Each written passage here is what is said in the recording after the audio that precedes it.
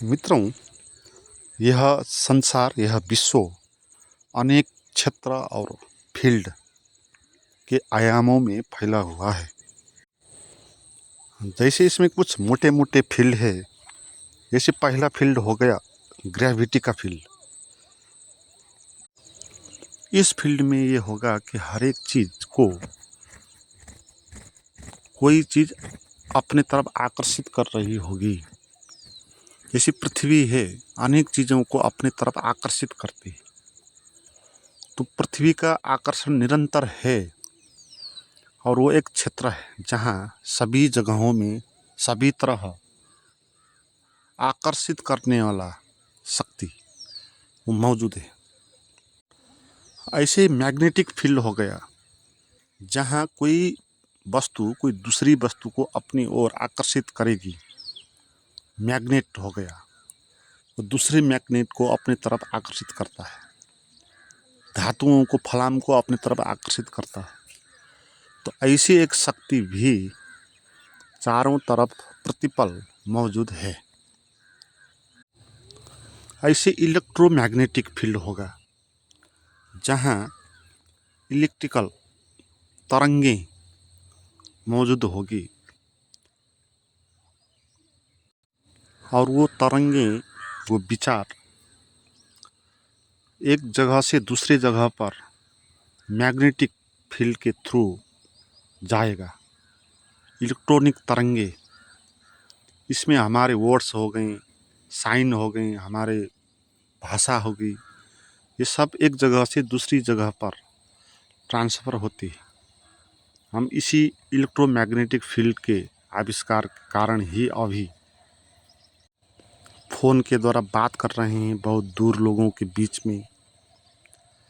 Internet चला रहे हैं और सभी कुछ आपके पास आ रहा है। संसार की जो भी इन्फॉर्मेशन है वो सब आपके पास आ रही है आपकी डिवाइस के माध्यम से। और उस डिवाइस में इलेक्ट्रोमैग्नेटिक फील्ड है और ये फील्ड भी इसी तरह मौजूद होगा चारों तरफ। अपना इसका एक जगत होगा। ऐसे सैटेलाइट का एक फील्ड है अपना, और उसमें बहुत काम हो भी चुका है। इसमें ये होगा कि जहाँ तक सूरज की किरणें पहुँच सकती है उसके माध्यम के द्वारा हम इलेक्ट्रिकल वेव, तरंगें, भाषा, ये सब चीज़ पहुँचा सकते हैं, वस्तु भी पहुँचा सकते हैं। तो रॉकेट का आविष्कार हो गया जहाँ पृथ्वी का ग्रेविटी का नियम लगता नहीं, उससे ऊपर भी वो चला गया। तो इलेक्ट्रिक को, पदार्थ को, विचार को, साइन को हम ट्रांसफ़र कर सकते हैं और ये आविष्कार आगे होता जाएगा और अद्भुत अद्भुत चीज़ों का आविष्कार होगा इन फील्डों की मदद से। ऐसे ही एक आदमी का जो माइंड है वो भी एक मैटर तो है, वो भी एक यंत्र है। उसका भी अपना एक फील्ड है ना? मन का फील्ड है। ऐसे ही शरीर का अपना एक फील्ड है। तो शरीर ही शरीर है। शरीर के फील्ड में बहुत आदमी है, प्राणी है, वस्तु हैं, हर एक का शरीर होता है। एक पत्थर का भी जो आकार है वो उसका शरीर होता है। तो ये एक दुनिया हो गई शरीरों की। ऐसे ही मन की भी एक अपनी दुनिया होगी जहाँ मन ही मन है, विचार ही विचार है। विचार प्रवाहित हो रहे हैं, एक जगह से दूसरे जगह पर विचार जा रहे हैं। तो ऐसा ही मन का एक सबसे शक्तिशाली संसार होता है, फील्ड होता है, क्योंकि विचार सबसे पावरफुल होगा और वो विचार ही ये सब आविष्कार भी कर रहा है। तो इन आविष्कारों से विचार बलवान तो होगा ही। तो विचार कहीं तक भी पहुंच सकता है। विचार के लिए न ग्रेविटी का नियम लागू होगा, न मैग्नेटिक का नियम लागू होगा। अगर सूरज की किरणें नहीं हैं तब भी विचार जा सकता है। तो विचार को हम कहीं भी पहुंचा सकते हैं और परंपराओं से रहस्यदर्शियों ने इस पर बहुत अनुसंधान भी किया। अनुभव भी किया। मगर ये मन का जो फील्ड है ये मोटे फील्ड है, इसके अंदर बहुत सारे अन्य फील्ड होंगे। मन खुद ही एक विश्व है, उस विश्व के भीतर बहुत सारे फील्ड होंगे। जैसे बाहर का ब्रह्मांड के अंतर्गत ये बहुत सारे फील्डें हैं। मैग्नेटिक फील्ड हैं, ग्रेविटी का फील्ड हैं, इलेक्ट्रिक फील्ड हैं, आकाशीय फील्ड हैं, सूरज का फील्ड होगा। तो इस मन के ब्रह्मांड के भीतर भी ऐसे बहुत सारे फील्ड हैं। तो मन में बहुत सारे भाव हैं, उन सब का अपना अपना एक फील्ड है।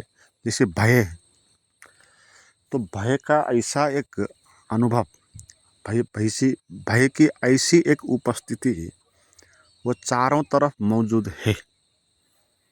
किसी चीज़ को देखने के कारण, मृत्यु के कारण हर एक प्राणी को ये अनुभव होता रहेगा।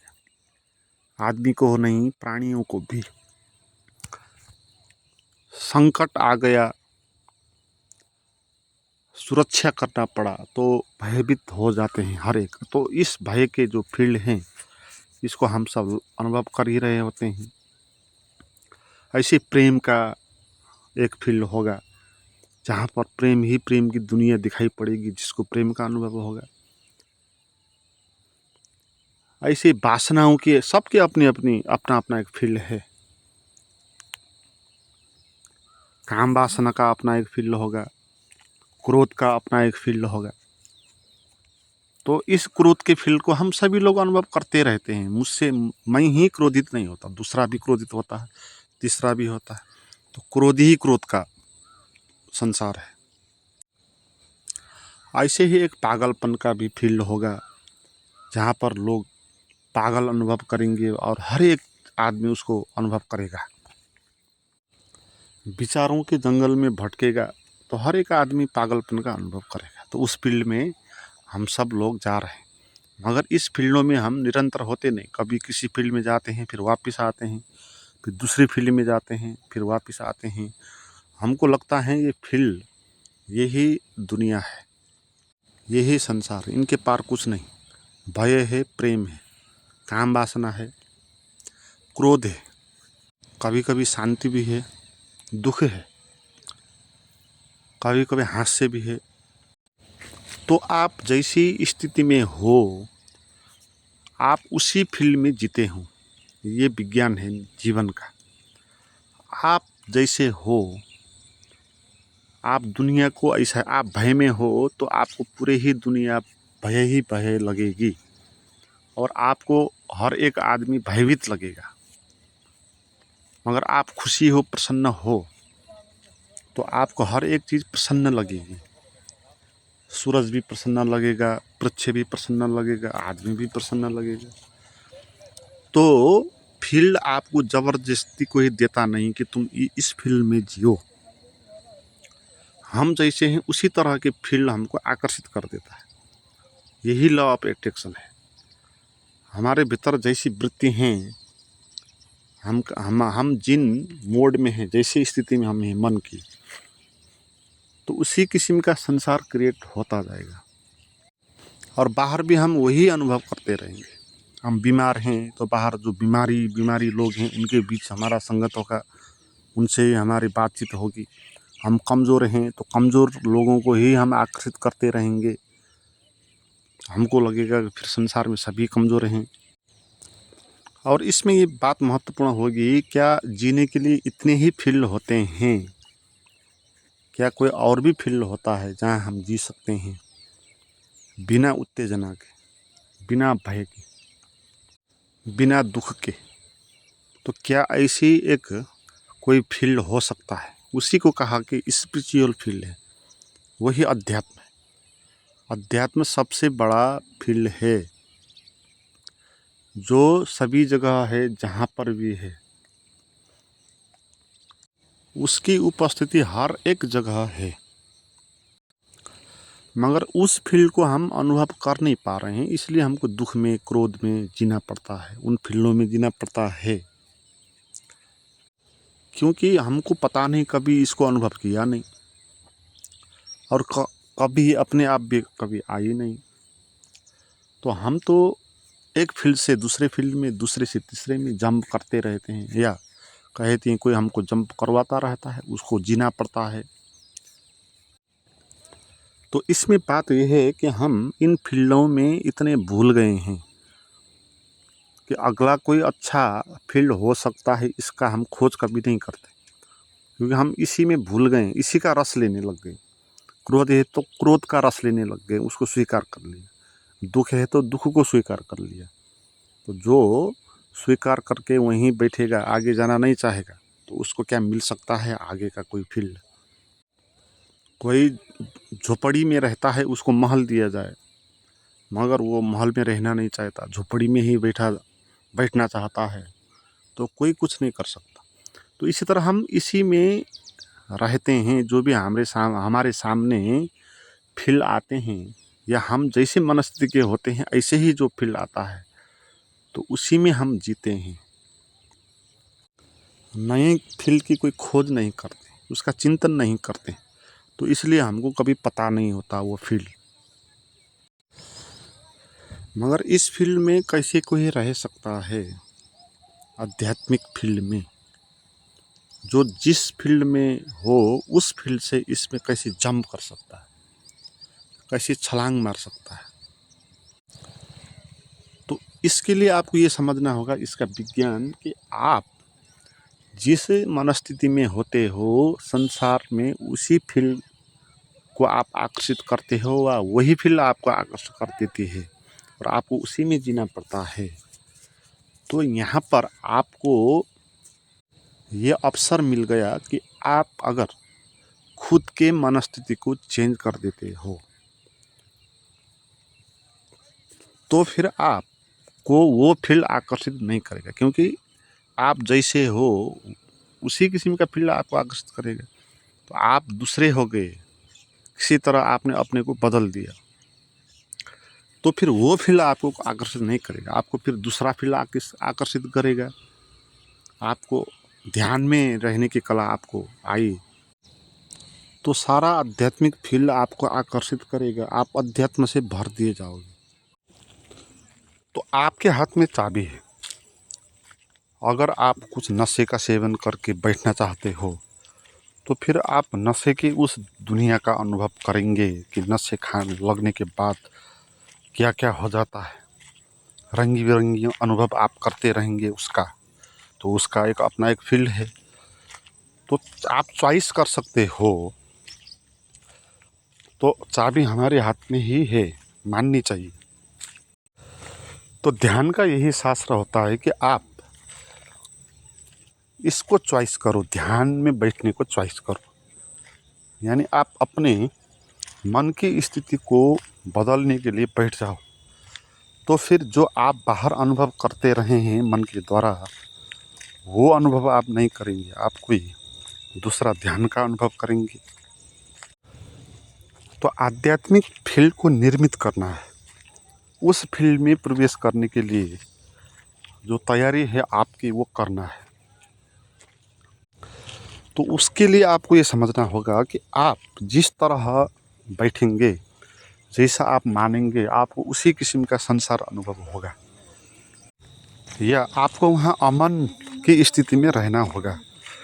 तो अमन की स्थिति में इसलिए कि आप मन की स्थिति में रहेंगे, तो मन के कुछ ना कुछ फील्ड आपको आकर्षित करते रहेंगे, और आप उसी दुनिया का अनुभव करेंगे, उससे बाहर का अनुभव नहीं करेंगे।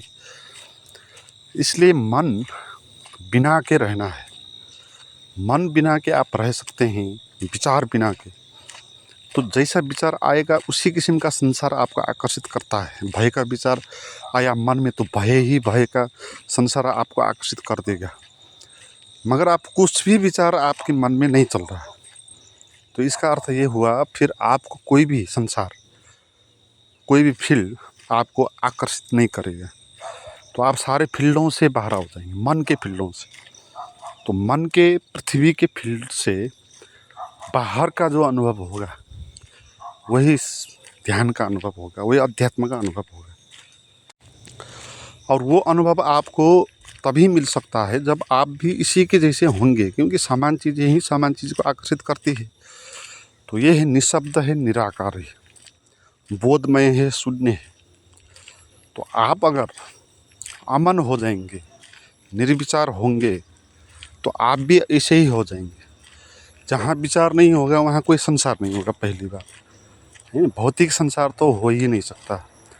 भौतिक संसार है विचार, विचार का जोड़। एक विचार, दूसरा विचार, तीसरा विचार मिल गया और एक निर्मित हो गया, एक कहानी निर्मित हो गई।